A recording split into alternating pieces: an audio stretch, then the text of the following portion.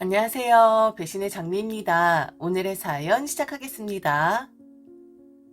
저도 이야기 하나 보태고 싶어 이리 글을 적어 보내드립니다. 얼마 전 저와 비슷한 내용이긴 했는데 그래서 참 재미나게 들었었는데 나도 한번 보내볼까라는 생각이 들더라고요. 무료한 시간 라디오처럼 들으며 심심치 않게 해주시는 채널 주인장 분들 감사드리며 맛깔나게 제 사연 소개해 주시기를 부탁드리겠습니다. 저는 나름 성공한 여자입니다. 많이 배워서 똑똑해서 집안 대대로 성공한 집안이어서가 아니라 순전히 저의 독한 성질 때문이었습니다. 그다지 떳떳한 일을 하는 건 아니에요. 그렇다고 불법적인 일을 하는 사람도 아니니 오해는 안 해주셨으면 좋겠네요. 지금 서울권과 지방권에 총 3개의 가게를 운영하고 있습니다. 술집이에요. 배운 게 없어서 가진 게 없어서 일찌감치 이쪽으로 빠지게 되었는데 나이 들고 보니 제가 가게를 운영하는 처지가 되어 있더라고요. 이 일 하면서 저는 저희 집안 사람들하고는 연 끊어졌습니다. 이런 일 하는 제가 부끄러워 도시락 싸가며 말려서 연 끊어진 게 아니라 저를 부추겼어요. 거지같이 버는 돈이라고 쉽게 손 벌리고 더럽게 번 돈이라고 해서 자신들이 써주는 거 고맙게 생각해야 하는 거라 하더라고요. 세상에 더러운 돈, 돈은 다 더러운 겁니다. 똑똑한 직업 가지고 있어도 그렇지 않은 직업 가지고 있어도 5만 원은 그 사람한테나 나한테나 똑같은 5만 원이고 그 5만 원을 얻기 위해서 저도 다른 사람들도 기고 숙이고 속이고 그러는 겁니다. 정직하게 땀 흘려 돈 버시는 분들 많죠. 알죠. 허나 떳떳한 직업이 아니라고 해서 내겐 그 5만 원이 5만 원의 가치가 없는 건 아니에요. 정신 나간 사람처럼 그래도 내 부모이고 내 형제들이니 돈 필요하다 할 때마다 내줬더니 술들 취한 상태에서 저리 짓거리더라고요. 그래서 인연 끊었어요. 죽어도 안 볼 거고 저승에서 마주쳐도 볼 일 없을 테니 서로 잊고 살자 했습니다. 실제로 어머니 돌아가셨을 때 참석 안 했습니다. 올케들이 전화했지만 그 양반이 누구냐고 혹시 니들 돈 필요해서 전화한 거냐 윽박질렀어요. 그런 인간들이긴 하거든요. 더럽다면서 그 더러운 돈 한번 받아보려고 질척거리는. 이야기가 좀 샜네요. 제가 좀 쌓인 게 많아 그렇습니다. 동정을 바라는 게 아니라 저는 나름 치열하게 살아왔고 그들에게 도움이 되는 인간이라 생각을 했었는데 그런 대우 받으니 정신분열까지 오더라고요. 암튼 독한 여자고 사연 많은 여자고 평범한 삶은 꿈에서도 꿔보지 않은 주제 파악은 하고 사는 여자였습니다. 그런데 어느 날 한 남자가 쑥 하고 제게 들어오게 되었습니다. 그 남자를 만나면서 후회를 했었어요. 내가 지금 하고 있는 일에 대해서요. 평범한 여자였다면 그 남자를 받아줬겠지만 저는 그렇지가 않은 여자잖아요. 평범한 삶 같은 거 꿈꾸면 안 되는 거잖아요. 그런데도 남자는 계속 눈에 밟히고 제 사정 다 알면서도 저를 포기 못하겠다 하는 겁니다. 제비새끼를 만난 건가 의심도 엄청 했었는데 저보고 사랑이라고 하더라고요. 사랑이라 참 낯선 단어였죠. 정말 나란 여자를 사랑한다고? 다른 여자들과는 너무 다른데 날 감당할 수 있다고? 남자는 자신 있다 했어요. 그리고 직업에 귀천이 어디에 있고 사연 없고 과거 없는 사람들이 몇이나 되겠냐고. 누굴 죽인 것도 아니고 남에게 해를 끼친 것도 아니고 그저 당신의 직업이 그러한 건데 왜 그걸 문제 삼는 거냐 하더군요. 감동적이죠. 너무 로맨틱한 말이죠. 개뿔입니다. 저런 건 영화에서나 나올 법한 말이지 현실에선 사기꾼들이나 하는 말들이죠. 멍청하게 저런 감언이설에 넘어갈 여자 아닌데 그런데 한번 보고 싶긴 하더라고요. 진심일 수도 있는 거니까. 내가 좋은 남자를 놓치는 거일 수도 있는 거니까 한번 보고 싶었어요. 그리고 알게 되었죠. 제 감이 맞았다는 것을요. 결론을 이야기하자면 중간중간에 뭐 이런저런 이야기들 많이 있긴 했었는데 저는 남자의 부모님에게 수도 없이 연락을 받게 됩니다. 그들 또한 저를 좋아한다고 했고 저란 사람을 며느리로 맞이하는데 아무런 문제가 없다고 하는 사람들이었어요. 아들에게 다 들었는데 우리는 아들의 의견에 전적으로 동의를 한다면서 결혼을 적극 찬성한다고까지 했죠.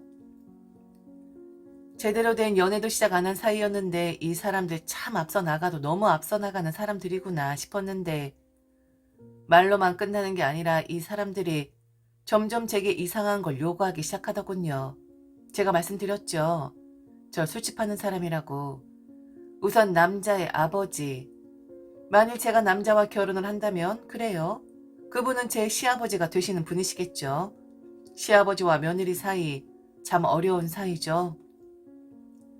시어머니와는 티격태격 대면서 미운정 고운정 든다 치지만 사실 며느리와 시아버지 사이는 그런 게 아니잖아요. 그런데 이분이 제일 적극적이었어요. 게다가 어쩜 말씀도 그리 격없이 하시는지 배운 거 없고 술 장사하는 여자라서 그리 털털하게 말을 했을 수도 있는데 이 양반이 전화를 해서 제게 그러더군요. 제법 보기 좋은 것들로 해달라고요. 무슨 말씀이신지 아시겠나요? 아하, 제법 보기 좋은 것들이라. 저 이 정도까지 나가는 사람은 아닙니다.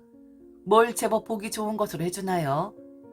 오해를 단단히 하신 것 같다. 술집이어도 다 같은 술집이 아니다. 저는 바를 운영하는 사람이고 제법 보기 좋은 것을 원하시면 다른 것을 이용하시는 게 맞다 했더니 저보고 뺄 것 없다고 하더라고요. 소주이든 맥주이든 양주이든 위스키든 어차피 술 파는 곳인데 제법 보기 좋은 것들이 없을 수가 있냐고 그리 생각할 수도 있죠. 그런데 만일 그렇다 치더라도 결혼을 적극적으로 찬성을 하겠다는 양반이 며느리 될 사람에게 저런 걸 요구한다는 게 맞다고 생각을 하시나요? 남자 보면 건실하게 생겼던데 어떻게 아버지란 사람이 저 모양인지. 그리고 남자의 어머니도 도낀 객긴이었습니다. 남자의 집을 좀 옮겨주고 싶은데 그걸 저한테 의논을 하더라고요. 그리고 만일 결혼을 하게 되면 어느 지역에 집을 살 생각이냐고. 아마도 서울권이지 싶은데 지방에도 너의 가게가 있으니 지방에도 하나 마련해 놓는 것이 낫지 않겠냐고. 사실 우리 아들 집 옮기는 것보단 우리 집 옮기는 게 더 급선무이긴 한데 이런 이야기 내가 누구한테 하겠냐고.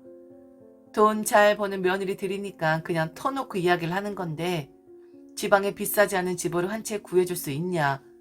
빙빙 돌려서 남자의 집 이야기부터 하더니 결국엔 자신들의 집 이야기를 제기하는 거였습니다. 사람들 참 속보이더군요. 그리고 듣고 싶지 않은 말들도 어찌나 많이 하던지 남자의 아버지에게 오는 전화는 절대로 받지 말아달라고 하더군요. 그리고 저희 가게에 혹시나 발 들어놓고 싶어하면 이런 지하에 거절을 좀 해달라고. 여자 문제로 속을 엄청 썩였던 사람이었는데 잘 알지 않냐고. 남자들은 늙으나 젊으나 똑같은 거. 혹시 가게에 드나들면서 여자 만나고 하는 꼴 자신은 절대로 보지 못할 것 같다면서 이런저런 속 이야기를 제게 꺼내놓더라고요. 사람들이 참 부침성도 좋고 속 이야기도 남한테 턱턱 잘 꺼내놓는구나 싶었어요. 효도를 바라진 않지만 결혼을 하게 되면 자신들을 좀 배려해달라는 말을 했었고 저와 결혼을 하면 아들은 이제 돈 걱정 없이 사는 거 아니냐고. 차라리 지금 직장을 관두고 가게를 함께하는 건 어떻겠냐고까지 아주 갈 때까지 가더라고요. 비위들 다 맞춰줬습니다. 저는 정말 궁금했어요. 지난번 그 사연자분의 마음처럼 어디까지 갈지 저는 그게 너무 궁금했었거든요. 주변에 염치 없는 사람들 많이 봐왔다고 자부했었는데 제가 알고 있던 모렴치와는 좀 다른 방식이었기에 솔직히 재미도 있었습니다. 평범하잖아요. 내 인생에도 어떤 한 남자의 어머니, 아버지란 사람이 들어와서 어줍잖게 우리가 너보다 위이다. 내 아들과 결혼을 원한다면 우리가 원하는 것을 너는 들어줘야 할 것이다. 이게 바로 시댁의 위험이라는 것이다. 라고 말을 하는 꼬락서니가요. 결국 그들은 거기까지 가더라고요. 저와 남자가 서로를 지켜보고 있는 그 사이 남자의 친척 중에 어르신이 돌아가시게 되었는데 각종 다른 이름으로 화환 총 20개를 보내길 바랐고 그리고 장례식 비용을 제가 충당하기를 바라더라고요. 최고급으로 우리 집 며느리가 될 사람이 있는데 돈을 잘 번다. 그래서 집안에 어르신이 돌아가셨다고 하니 우리 집 며느리 대래가 이리 성의를 보이고자 한다. 이건 다 우리의 덕이고 여자 잘 만난 우리 아들의 덕이다. 어디 한번 돈 제대로 쓰는 것 좀 구경해 보셔라. 그동안 우리 사는 꼴 보고 무시들 했었는데 개천에서도 욕난다. 결국엔 돈 많은 여자를 만난 우리 아들이 승자가 아니더냐 라고 말씀을 하셨다고 합니다. 남자의 집은 그다지 넉넉하지가 않았었나 보더라고요. 그 부분까지는 저도 그렇고 남자도 그렇고 사적인 부분이니까 거론을 한 적이 없었는데 저는 저 이야기도 남자의 어머니로부터 듣게 되었답니다. 제가 참 이야기를 잘 들어주는 사람이긴 한가 봅니다. 그리고 저란 사람이 남의 이야기를 들어주는 거 말고도 부탁을 잘 실행해주는 그런 사람으로 보였나 봐요. 남의 장례식에 돈을 내달라고 하는 거 보면요. 이 정도쯤 되었으면 볼장 다 봤다고 생각을 했어요. 그리고 남자와는 결혼 생각 아예 없었고 처음에 남자도 이런 식은 아니었을 것이라고 생각을 하는데 주변에서 계속 부추기니까 아마도 자기 기만을 한 것 같긴 합니다. 조심과는 다르게 변질이 된 것이죠. 그러니 그의 부모님이 저런 억지 요구를 할 때 들었든 못 들었든 침묵을 지키고 있었던 것이고 그의 부모님도 잠잠해지는 것이 아니라 점점 요구치의 덩치가 커졌던 거 아니겠습니까? 돈 있는 여자친구 덕 좀 보자. 다른 사람들 기 좀 확 죽이게 좀 해줘. 우리 그동안 다른 친척들에게 사람 대접 못 받고 살았었거든? 네가 이번 참에 확실하게 돈으로 저 사람들 기 좀 죽여줘라. 너도 좋은 일 하는 거잖아. 떳떳하지 않게 번 돈 이런 일에 쓰면 너한테 보고는 거야. 돈이 이렇게 번 거예요 라고 써져 있는 거 아니잖아. 저들은 알 일 없잖아. 그냥 사업하는 여자라고 했으니까 혼 쏙 빠지도록 한번 싸줘. 우리 기 좀 살게. 어? 그렇게 해줘라. 네 덕 한번 보자고. 술 팔면 다 저렇게 생각을 하나 봐요. 쉽게 버는 돈이고 떳떳하지 못한 돈이라고. 그럼 술 사먹는 사람들은 도대체 뭐지? 아, 내 가족들도 그러더니 이 사람들도 똑같이 그리 말을 하더라고요. 어쩔 수가 없나 봅니다. 인정하기는 하는데 그럼 적어도 빌어먹지는 말아야 하는 거 아니에요? 내가 왜 지들 자식이 못한 길을 세워줘야 합니까? 게다가 떳떳하지도 않은 돈으로? 기가 막힌 거죠. 그냥 어물쩍 넘어가면 그냥 들어줄 것이라고 생각을 한 거죠. 독한 여자인데 말이죠. 저는 그랬습니다. 저 후레자식이라고요. 내 부모 돌아가셨을 때에도 10원 한 장, 1원 한 장 내놓지 않은 사람이라고. 혹시나 내 돈 더러워서 저승 가는 길에 저승사자가 막을까봐 그리 한 건데 어디 그쪽 어르신도 저승 가는 길목 막아주냐고 그리 말을 했어요. 내 부모에게도 후레자식이었는데 남의 부모에겐 더할 수도 있는 사람이라고. 차라리 돈 없어서 사람 대접 못 받고 살았으니 이번엔 사람 대우 좀 받을 수 있게 무릎이라도 꿇고 구걸을 해야지. 뭔 좋은 일을 하는 거라는 등 개똥 같은 소리를 짓거리냐고 했네요. 지켜보던 남자 그만 지켜보기로 했고 그 두 사람에게 모진 말 내뱉었습니다. 나도 그렇게 내 삶이 자랑스럽진 않는데 그래도 나는 내 인생을 책임은 지는 사람이다. 당신들은 책임도 못 지는 인생이면서 남의 인생을 비하하는 거냐고. 당신들이 나보다 더 부끄러운 삶을 살고 있는 거라 했습니다. 상처 같은 건 없어요. 저런 건 상처 축에도 끼지 못하죠. 그동안 얼마나 많은 일을 겪어온 여잔데 적과 걸로 제 인생에 스크래치를 낼 수가 있었겠습니까? 그저 좋은 구경했다 생각을 할 것이고 그리고 잠시나마 평범한 스트레스를 받았던 것 같아서 좋은 경험이었다고 생각을 해요.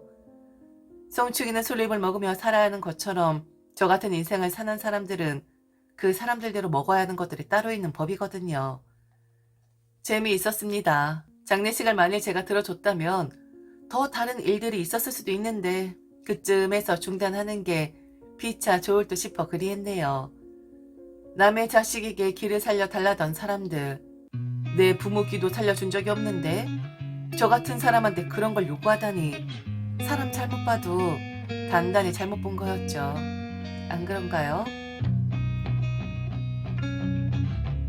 지금까지 들어주셔서 진심으로 감사합니다. 이상 배신의 장미였습니다.